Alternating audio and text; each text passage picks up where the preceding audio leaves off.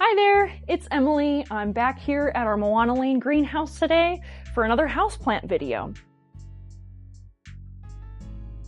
Now you may remember the very first video I ever did was on our Easter cacti, and today I'm here to tell you about another wonderful holiday plant, but for our end of year season. This would be the Thanksgiving and the Christmas cactus, more widely known as the Holiday Cactus. Now you may be wondering, if these are so similar to the other types of cacti that I've talked about, what are the differences between them?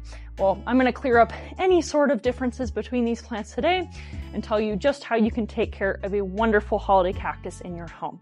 So the first difference between our holiday cactus and the Easter cactus that I mentioned comes down to the taxonomy of the plant. So where this plant comes from. The name of a plant can actually tell you a lot about some of the variations between them. Our holiday cacti are actually an entirely different family in themselves called Schlumbergera. The Schlumbergera variety that we will be carrying, there's about 9 of them, but the one that's important to remember is called Schlumbergera truncata. Now, truncata in Latin means to cut off square. So this is our lovely holiday cactus, Schlumbergera truncata. Now, the reason why it gets its name is that with each of these nodes, you'll notice there are these very fine, almost perforations between each of the leaves. This makes them very easy to trim and propagate, hence to cut off square. These guys, you can just pinch them off with no troubles at all, stick them in water and soil, and you'll have a very healthy plant. Additionally, these plants are native to the coastal mountain ranges of Brazil, so unlike their name would suggest being a cactus, they are actually much closer related to tropical plants. They grow in rocky outcroppings, but they require a high amount of humidity, which is very different from most of the dry season cactus that we will sell here. So one of the main care differences is with your holiday cactus, you want to make sure that you're watering it frequently so that the plant does not dry out. These guys do not like to stay dry for very long. You'll see they have a natural tendency to kind of weep over time, and when the buds start, you'll see that the buds will also take a more downward angle shape. Your spring cacti or your Easter cacti, those have a more upright growth habit. One of the main visual differences between the holiday cactus and the Easter cactus is also in the weeping habit that these guys tend to take on. As far as the flowers go, one of the main troubleshooting things with these plants is getting them to rebloom.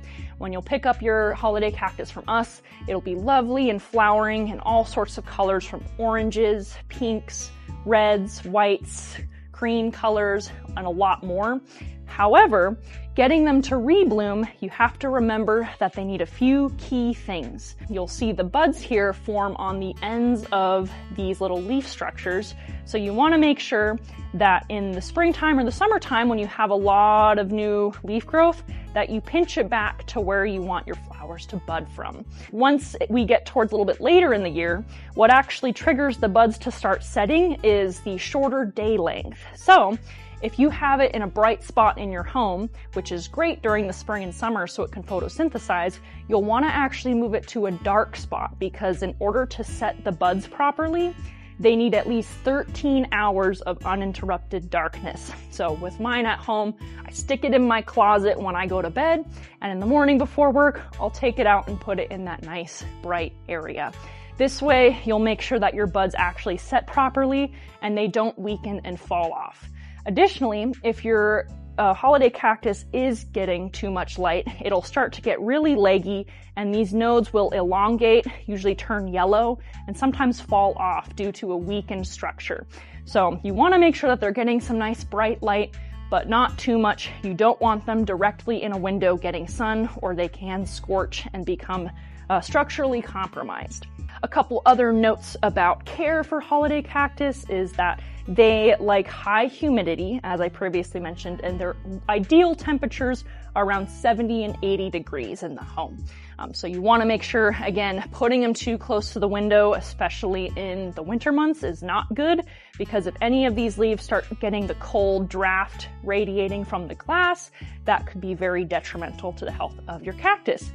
Additionally, if you don't have a lot of plants in your home, or you're noticing the air is kind of dry, or if you have a heater turning on that's really drying out the air, one of the best ways that you can raise your ambient humidity is by creating a pebble tray.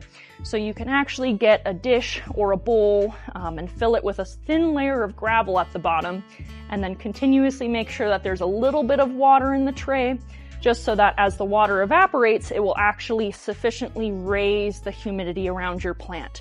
Misting is not a good idea. Unless you're able to mist once every 10 minutes every single day, you're not actually going to raise the ambient humidity like you need to. And you can also create issues with warm and wet water on the leaves, creating things like powdery mildew or attracting pests into your home, which you definitely don't want when these guys start blooming, because they are gorgeous. A little bit more about the flowers.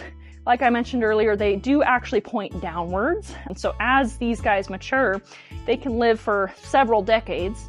They'll have a very nice weeping shape to them, and those flowers are almost kind of bell-like, and they are absolutely beautiful. They don't have much of a scent, but they come in all sorts of colors that will definitely accentuate your home and lift your spirits this holiday season.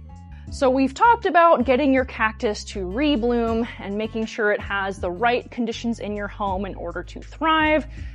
The last thing that I'm going to talk about that is very important is the soil. Now, like I was mentioning, these plants don't like to dry out. So rather than getting a cactus mix, the best soil you can get is going to be an African violet mix for them. We have these perfectly sized bags here.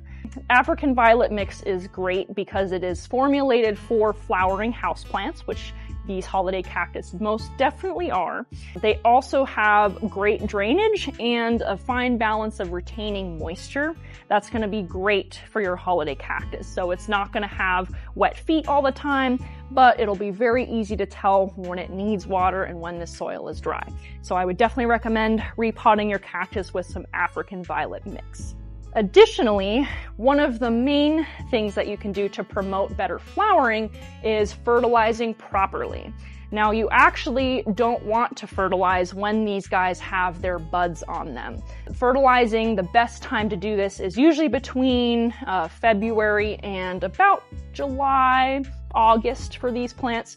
Once we hit those cooler months, starting to get towards September, October, that's when you actually want to cut back on your fertilizer.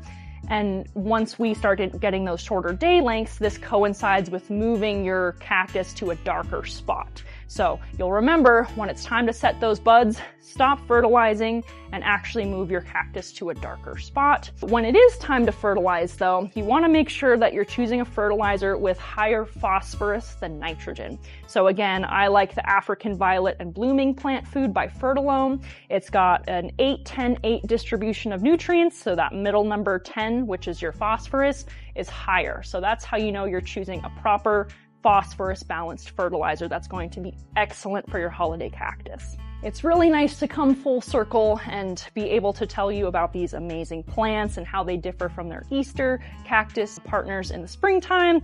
I really hope that you stop by one of our locations to see the amazing color selection that we're going to have for our holiday cacti. So if you have any questions, please ask one of our sales associates and they would be happy to help you choose the best holiday cactus for you and your holiday season. It's a great way to brighten up your home, and we'll see you guys soon. Bye-bye.